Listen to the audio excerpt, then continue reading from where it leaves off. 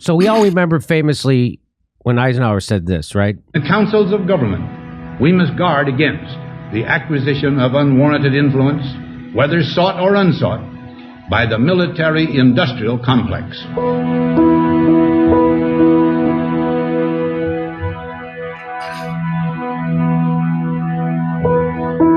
Every gun that is made, every warship launched, every rocket fired signifies, in the final sense, a theft from those who hunger and are not fed, those who are cold and are not clothed. This world in arms is not spending money alone. It is spending the sweat of its laborers, the genius of its scientists, the hopes of its children.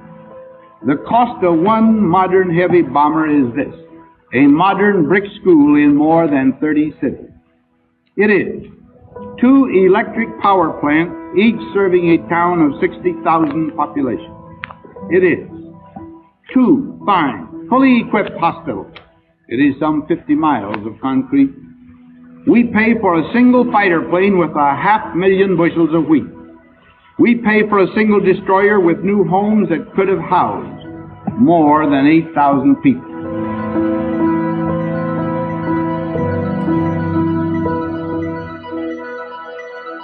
So you wrote a column, an article called "How the Democrats Became the Party of Endless War."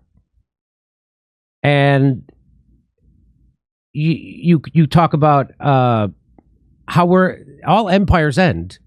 we're doing it exactly the same way. We're overextending ourselves militarily. And so, for instance, the opposition to the perpetual funding of the war in Ukraine has come primarily from Republicans. Now, I made that statement on this show that if you voted Republican, turns out that was the anti-war vote, and I got skewered in the pretend lefty-controlled media that somehow I was telling people to vote right-wing. No, that's Salon, dude. Salon is saying there. Salon is saying it. Well, that's his article's in there. So, 11 Republicans in the Senate and 57 in the House, several of whom, such as Representative Marjorie Taylor Greene of Georgia, are unhinged conspiracy theorists. Now, that is true. But 2 things. Let's talk about this first.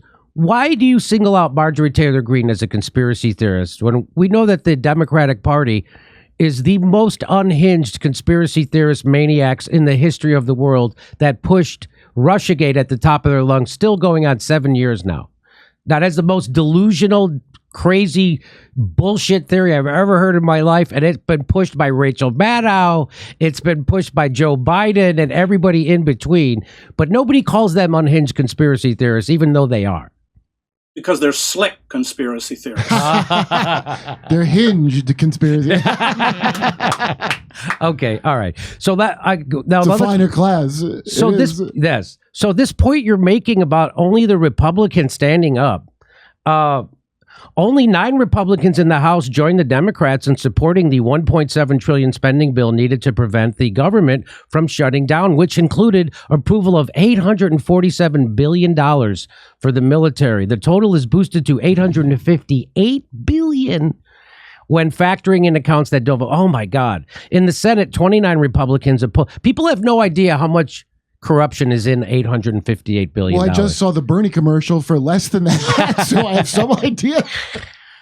In the Senate, 29 Republicans opposed the spending bill. The Democrats included nearly all of the 100 members of the Progressive Caucus lined up dutifully for endless war. What in the hell is going on, Chris? Why is this flipped like this? And why are Republicans allowed to stand up against the military-industrial complex and Democrats aren't?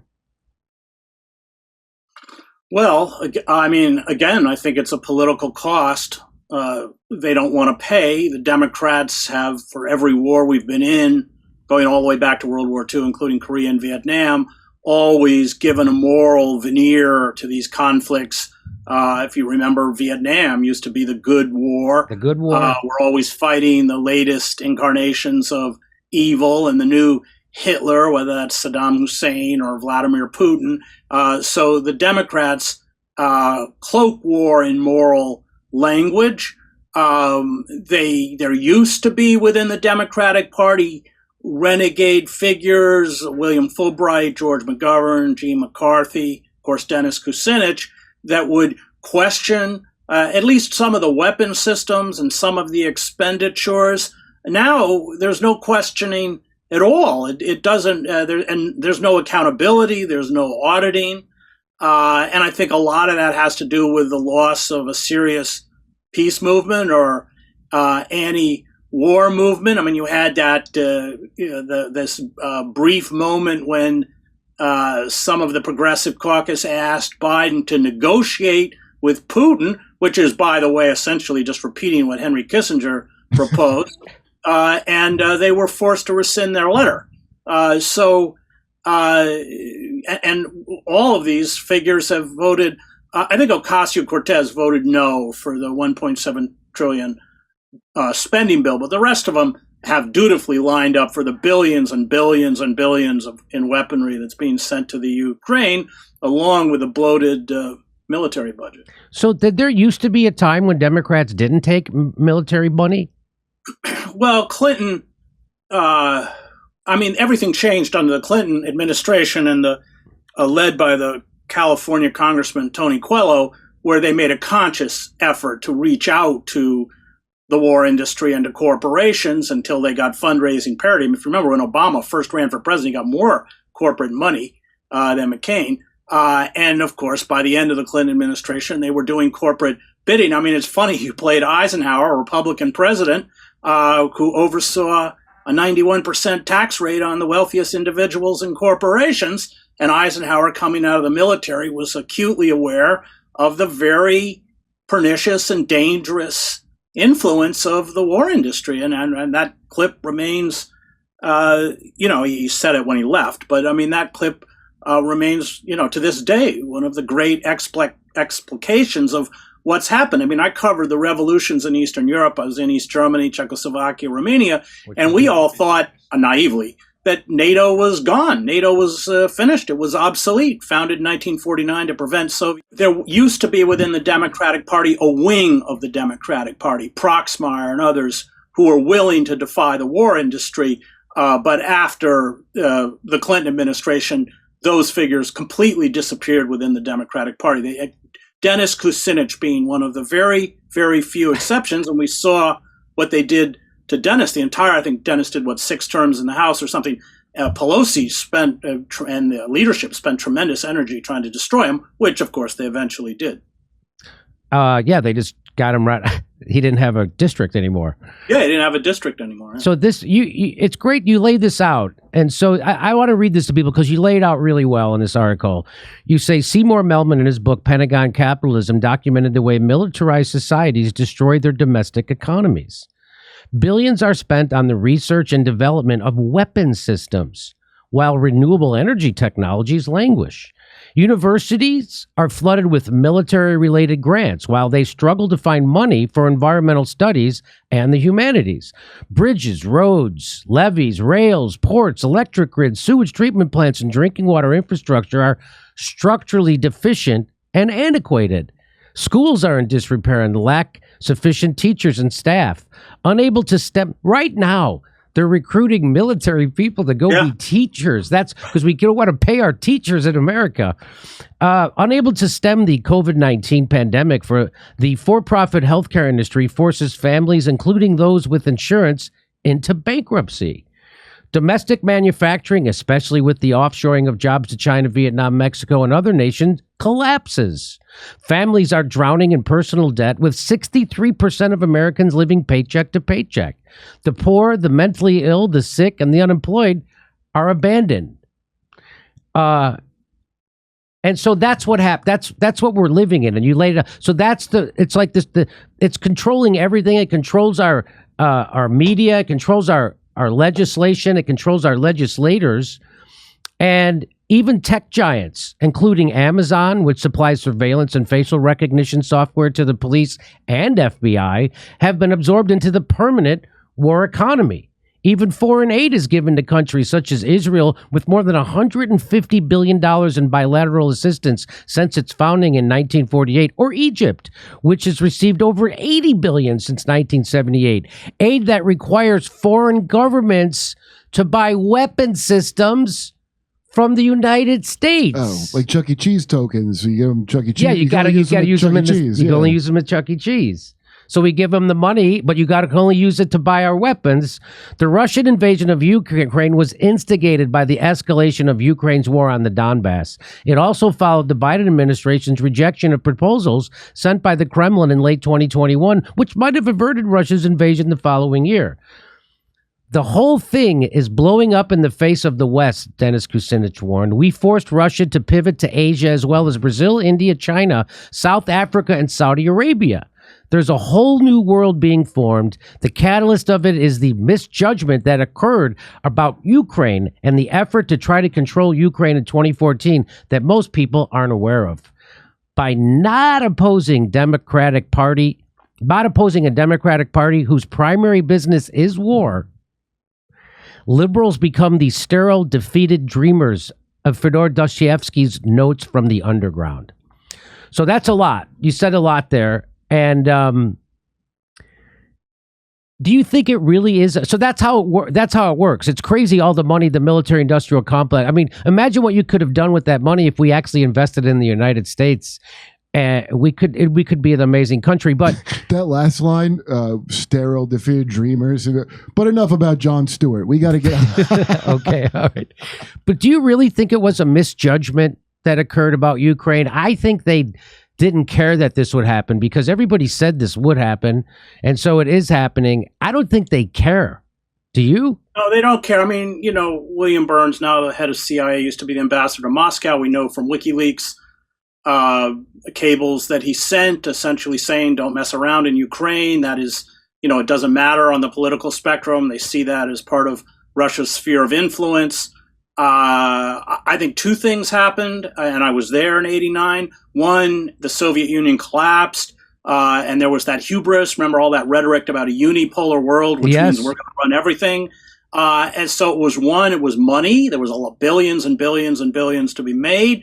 And after 2014, Ukraine became a de facto NATO country. I think we had trained over 100,000 Ukrainian troops between 2014 and the invasion. The Russian invasion, plus weapon systems and everything else. So I think it was a kind of hubris and a belief that we're, the sole superpower. The other superpower is gone. We can do whatever we want, and there's money. I think it was those two reasons. And I spent a lot of time with the military. I overseas, 20 years overseas.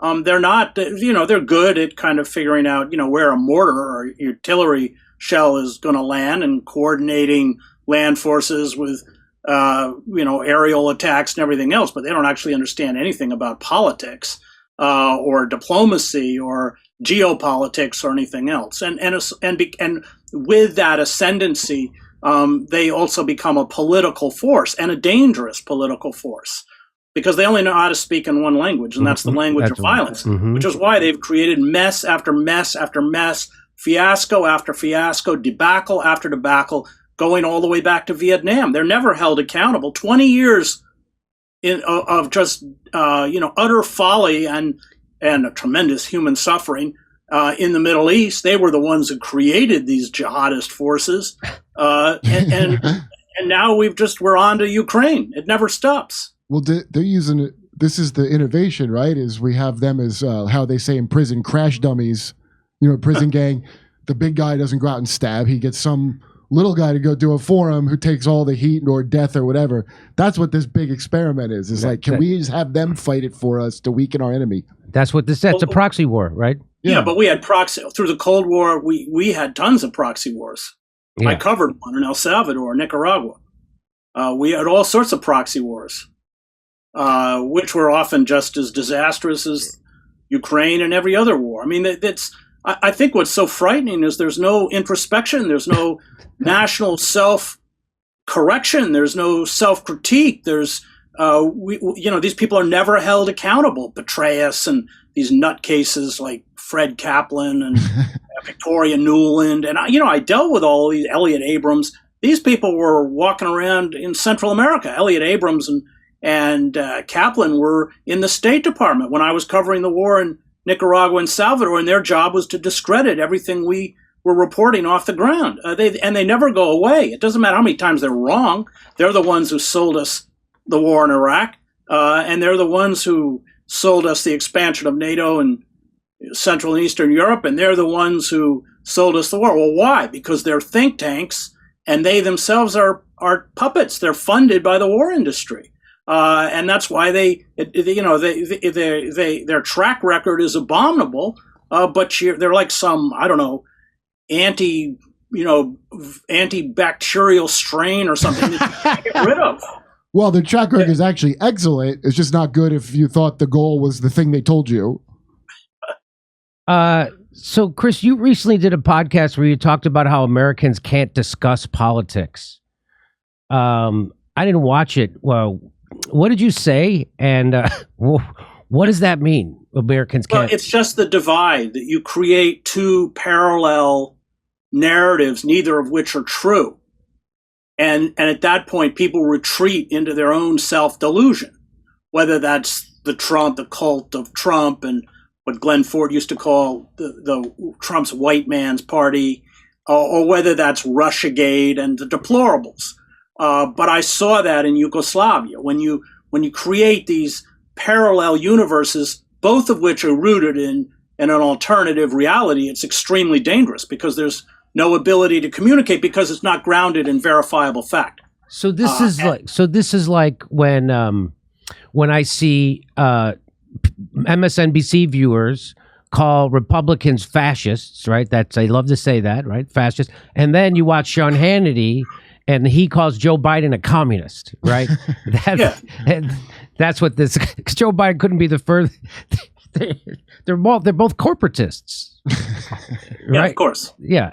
So they have to invent that they're different. And that's why the Democrats love Donald Trump so much, because they can demonize him as like this whipping boy of everything that's bad. And they can say he's a dictator and he's a traitor to our country. They can say anything they want about that guy. And they need to have that big of a boogeyman in order for you to vote for them, which is why they also fund really far right Republicans in their own primaries. So they can then run against those far right Republicans. Because if they run against the regular Republican, there's no difference. Because in America you don't vote for what you want, you vote against who you hate. That's right. That's the only thing that's what they offer you. Do you know so this? the more you can create this polarization, the more it benefits the Democratic Party, and vice versa. So yeah, we don't vote for what we want because we don't get anything. We vote against those who are demonized and those we are manipulated to hate. Do you notice that, and it's not just politics and everything, stuff that used to be transactional, everything is a lifestyle brand now. So you're bad because you're not offering a good lifestyle brand. You're just reporting this stuff. And I watch everything get converted to that, like comic books. It's all like a identity, and it's never about the thing that's actually happening. If you bring that up, just stupid things are like that. These companies, I guess, own so much that they can just afford to smear you as like at the bad lunch table forever now. Yeah, and you talked about military control. You left out Hollywood. Yeah. You know, I was talking to Oliver Stone a while ago after he did his JFK movie. Even the CIA had an office out there. So you've got both the military and the CIA vetting the films, and they won't give the resources. So if you do Zero Dark 30, which was the CIA should have funded the whole film. It was completely untrue, the narrative, but it was a propaganda film. So it's not just the news industry, it's the entertainment industry. They control the message. And then they're in sporting events. I mean, you go to a baseball game and it's flyovers, and you got to try out some veteran in a wheelchair, and they always bring out a veteran. I went to a Dodger game. They always bring a veteran out, and everybody has to cheer for the veteran. Yeah. And you feel like a dick if you don't cheer for the veteran, and but you don't want. I don't want to cheer for war, but I don't want to disrespect this guy who's right in front of me. So they put you in. Here is Sean Penn from last night. Imagine thinking. So he thinks he's Elvis Presley, and what he really is Newt Gingrich. He's just a tool. Oh, like the DEA Nixon thing? Yes. He thinks he's some badass. He's not. He couldn't be a bigger tool of imperialism and the military-industrial complex. And they tell he's just a CIA tool. right? Sean Penn. Yeah, but I mean, all of these people are they. If you don't read from that script, you don't have a job. Ah. Yeah. Did you see Top Gun 2, Chris? I missed it. Well, I saw it, and I'll tell you what was so suspicious, besides the fact that they never say who the enemy is, but they have better planes than us somehow, whoever they are. I guess aliens. There was nothing woke in it. It was actually like deafening the silence of no wokeness, where I'm like, wow, this is diabolical. Like, everybody hates that stuff. And then I watched all the people that hate the other corporate crap go, finally, something that doesn't have this crap in it, and it's a war recruiting movie. So they all are. You know, American Sniper. I haven't seen any of the Top Guns, but I did go watch American Sniper because a friend of mine who's a director had to go see it. It's like, you know, fascist propaganda. I mean, first of all, having been in war, these snipers who shoot everybody and their brother are hated because they immediately draw the attention of the enemy to them and put the whole unit in danger. But yeah, you can't get, if you want to make a military film, you want military resources. They vet the script. It's a wonderful system. I thought just China does that. Yeah. So Hollywood isn't run by Jews, but rather they're run by pro-war CIA psycho Jews. Is that what we're saying? Is that what's happening? They're run by militarists and large corporations who, of course, are fused with the weapons industry and the intelligence community. So you write about how Amazon, Google, and Microsoft were awarded multi-billion-dollar cloud computing contracts for the joint warfighting cloud capability. And they're eligible to receive $99 billion in Pentagon, $9 billion in Pentagon contracts. So I was like, great, I use Waze. And then I found out Waze is owned by Google. So now how am I supposed to get to my vegan restaurant? Well, you could get anywhere you want as long as they know where you're going. So now they do know where I'm going. Of course they know where you're going. This is nuts. And so, you know, you've made the point before that when we're constantly surveilled, that they know where I'm going at all times. They have every email, they have every text and every phone call.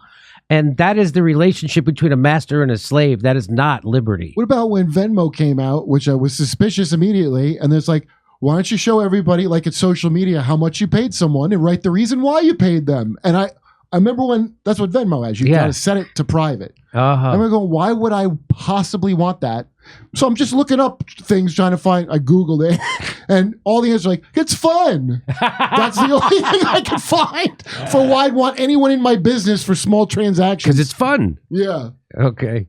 Yeah, but Jimmy, they have our medical records. It's the whole they call it the black box industry.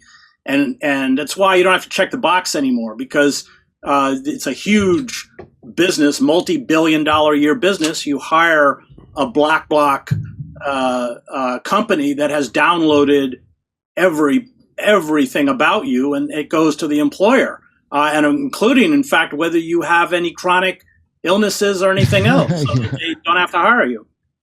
So you became a vegan in 2014, and we exploit, torture, and kill people for profit as we exploit, torture, and kill non-human animals. Do you think the violence towards human beings is connected to violence towards animals? Yeah, I think that if you look, for instance, at the design of the death camps, they were copied off of the chutes from slaughterhouses in Chicago. I think the callousness towards, especially in these big factory farms, the treatment of animals and the industrial killing desensitizes us to life. Although I have to say, I became vegan for environmental reasons. When I read and saw this documentary, Cowspiracy, it's kind of a goofy title, but it's a good film. But also the fact that the Amazon's the deforestation of the Amazon is largely for soy, for animal products, and the amount of water and what it takes to sustain, and the methane emissions and the pollution from the hog farms and everything. I did it. I mean, there are health benefits and, speciesism and all this kind of stuff, but I did it largely to try and do something personally to mitigate the march towards extinction. that we're all embraced in, or all essentially part of, because of the refusal to deal with global warming. Well, I stopped using straws, so I'm doing my part. Okay. I don't want to be the Whoopi Goldberg of this, but isn't it really just animal on animal violence? When you think of it. All right. Well, Chris, I want to let everybody know your new book is Chris Hedges, The Greatest Evil is War. We've been talking about war a lot today. I appreciate you coming on. Everybody check out your Substack. And we look forward to seeing you again. Thanks for Happy New Year, and thanks for joining us. Yeah, anytime, Jimmy. Thanks. Okay. See you soon. Everybody, we're doing live stand-up comedy in Los Angeles in January and February in Los Angeles. And then we're going to Tempe, Palm Springs, Milwaukee, Minneapolis, Nashville. Go to jimmydore.com for a link for all those tickets and become a premium member while you're there.